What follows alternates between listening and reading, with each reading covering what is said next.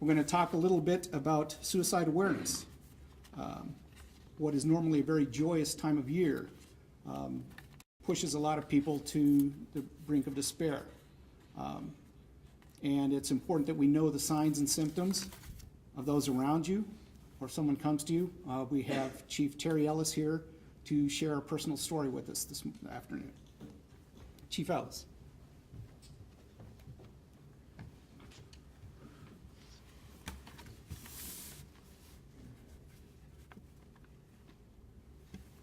Do you have that picture?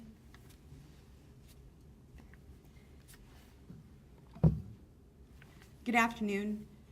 I spent a lot of time talking to sailors, and I know that no matter how strong and well put together we can be, sometimes there are things that can sweep the rug beneath us and bring thoughts of suicide to the forefront of our minds.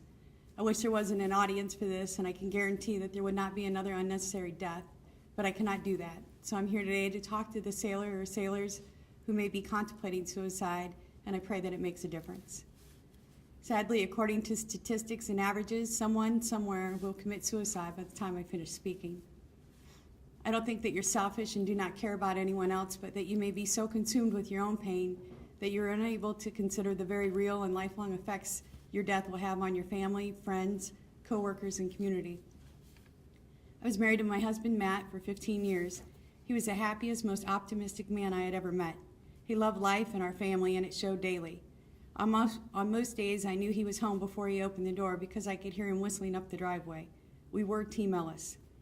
Nobody knew him better than I did, and if anyone should have seen any suicidal ideations, thoughts, or gestures, it should have been me. I was on board the USS Baton at the time, and with her demanding underway schedule, I did not see any signs of trouble, if there were any. I did not see his mood change dramatically. The stress he had seemed to be normal since he had shifted to the primary caregiver for our children. I did not see him give his things away, an increase in his drinking, or a change in his weight. His eating and sleep habits were the same. He had both short and long-term goals that we had recently discussed, and he was put in for a promotion that he was sure to get. It was also the beginning of fall, his favorite time of year since he was an avid hunter. He had plans to go fishing in 2 days, and he had just gassed up his truck. Maybe in his case, he didn't plan his death, and maybe it was an impulsive decision. Either way, I'm not mad at him because I know that he immediately regretted it and desperately wishes he could take it back, but he cannot. On September 25th, 2008, I came home about 45 minutes late from work. He was mad that I was late and he had been drinking. Matt was a beer drinker, so to see him drinking this day was not unusual. What was unusual, though, was how drunk he appeared to be. I didn't know until I read the autopsy report that his BAC was .24. He did not get drunk very often, but I later learned from my children that he drank almost every day when I went out to sea. Still, that evening went fairly normal. He cooked us dinner and I helped our children with their homework and then put them to bed at their normal time. After that, he started complaining to me about my working hours and how often I was gone out to sea. I knew from experience that trying to have a rational conversation was going to be pointless, and I wanted to avoid a fight with him. I didn't say anything that I regret, but 8 o'clock, I went to bed, and I now live with the regret that I left him alone and feeling ignored. I was lying with my son and my daughter in my son's room trying to get them to go to sleep when I heard Matt talking. I thought he was talking to a friend or family, and then at 8:30 I heard him say goodbye first to Matthew and then to Morgan. They asked me where Daddy was going, and I told him that he wasn't going anywhere, that he just needed to go to sleep. Seconds later, I heard the gunshot. I ran to our bedroom and I saw my husband take his last breath. I saw his blood on the walls and curtains and his brains on our bed. I screamed, which is what still haunts my children today, because they have never heard me scream like that. I closed his doors and I told the kids to stay in their room while I called the police. I was frantic, waiting for the police to arrive, protecting my children from seeing their dad, and checking on him to see if there was any sign of life left. It seemed like forever, but it was probably only minutes when the police arrived and took my children to the neighbor's house. When I returned to my house, there were paramedics trying to revive Matt in our bedroom, while I was desperately trying to explain to the officer in my living room this couldn't be happening because this doesn't happen to me. That was the first few moments.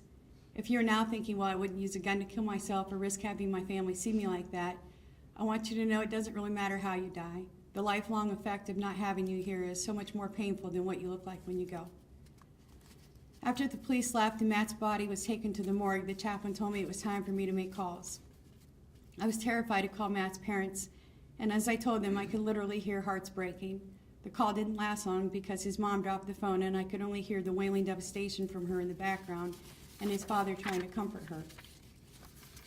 It was about 1 a.m. and next I had to tell my children that their best pal, because that is what they called him, was dead.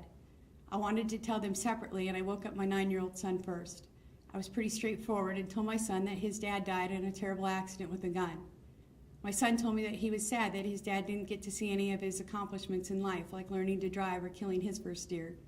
He wanted to know if his kids would ask about their grandpa, and then told me I needed to call his work and let them know because they would be missing him. He didn't or couldn't cry initially, and I'm still amazed at his level of understanding the permanent loss so quickly. Then I woke up my 5-year-old daughter and I told her with her brother's help. Her birthday is the same day as her dad's, and she was devastated that he wouldn't be there to take her to Chuck E. Cheese. She told me she didn't get enough time with her dad because she only got to know him for 5 years. For me, I lost my best friend, the one person in my life that I thought would always be there.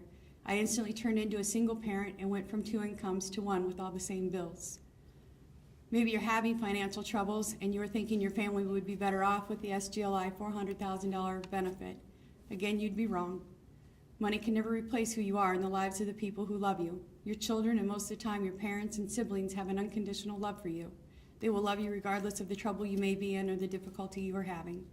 They will love you if you've been convicted of captain's mast, getting processed out of the Navy, have a drinking or drug problem, going through divorce, have an illness, or whatever tragedy happens to you. They want and need you here. It has been 3 years now, and I wish I could say things are easier, but they're just a different kind of hard. I've taken my kids to countless therapists for counseling, enrolled them in a grieving group designed for children, but they still cry for him, have nightmares, and don't understand why if God brought you here, you would kill yourself. My son is still terrified of our house and will not walk past my bedroom at night alone. We do our best to keep his memory alive by watching home movies, playing daddy trivia, and saying something about him every night at dinner. Still, he will miss so much. He won't be there for graduations, weddings, the birth of our grandchildren, or to see all of their accomplishments in life. He isn't here to give the encouragement only he could give. He cannot teach our son to be a man or protect our daughter the way a father does.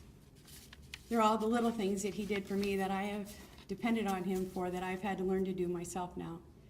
I've become so fearful now of losing someone else I love, and I struggle in balancing my fear of losing them while allowing them to live life. If you don't have a spouse or children, I'm still talking to you because the devastation doesn't stop at my front door.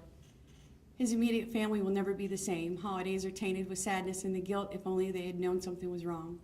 Matt was a DOD police officer, and his mother still wears his badge under her shirt every day, but she can't go to the cemetery. His dad, though, he goes every Friday and he keeps his grave up with the American and Pittsburgh Steelers flags. They have adopted a stretch of highway by their house in his memory, and they gather twice a year to keep it clean, and recently they decorated a Christmas tree by the sign with his name. I quickly learned that suicide can have a rippling effect because before I could bury Matt, both my sister and my father told me they were also contemplating suicide since Matt made it seem so easy. For my sister and dad, I can't make them get help. I can tell them how absolutely crushed I would be, reassure them of my love, and encourage them to seek the help they need.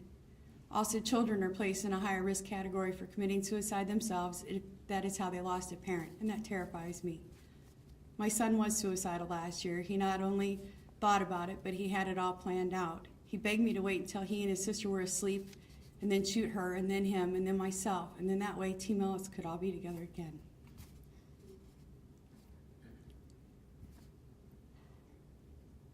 I thank God that we were able to get through that time and that he loves his life today. Take a minute, though, and think about your own circle of family and friends and consider who may follow you. Maybe you're not close to your family and your social circle is your friends that you work with. They too struggle with guilt. What signs did they miss? What was the last thing they said to you? And if something they may have done was the cause. Wherever you work, you are counted on and needed. Often the Navy is more than a job, and we develop bonds with each other that are just as strong as our bonds with our family. It was not my family that was there for me every day. It was my friends and neighbors who spent countless hours of listening to me, checking on me, and giving support. It was the baton's captain, executive officer, legal officer, chaplain, and CMC who came to my house that night and offered genuine care and support. It was the first class association that sent me flowers the next day. It was the chief's mess that pulled together for me, collecting donations, and brought my children and I dinners for a month before the ship left for another underway. None of them will ever really know what that generosity and compassion meant to me. Thank you just isn't enough. So you need to know that you will deeply hurt all of your friends. Most of the time, the friends' feelings and emotions are not given too much attention.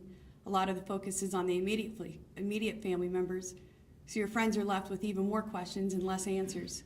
We go through this suicide awareness training so we are knowledgeable of all the signs to look for. And sadly, when it does happen, we beat ourselves up trying to figure out what we missed, how we could have helped, and feeling like we failed you. Identifying those signs can be tricky, though, because if you're going through something difficult, we expect to see sadness and a change in you. For those of you who may be contemplating suicide, you know what signs not to show, making it even harder for us to recognize you need help.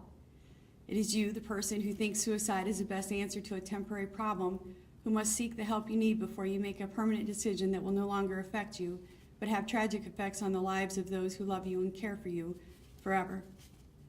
Since my husband's death, I have been affected by 9 others, junior and senior sailors, younger and older civilians.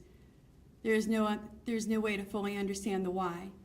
So I pray that somehow my story will be heard by you, the sailors sitting there now, struggling to find hope and optimism in life, and you will reach out for help. My son spoke to the Chief's Mess last August and encouraged anyone thinking about it to wait, and compared it to walking down a hallway where right around the corner something wonderful could be waiting for you. For the rest of you here today, I want to ask you to reach out to your shipmate when you think something is wrong, and if you know something is wrong, ask how they are coping. Also, please be aware of your own attitude towards suicide. If your attitude towards someone suicidal is that they are weak, cowards, selfish, if you make generalized comments about how stupid someone would be to kill themselves, or you just joke about killing yourself, then you've just sent the message that you're no longer an approachable or trustworthy source of help, and you could be the one that changes everything. I thank you very much for having me. I hope you all have a Merry Christmas and a Happy New Year.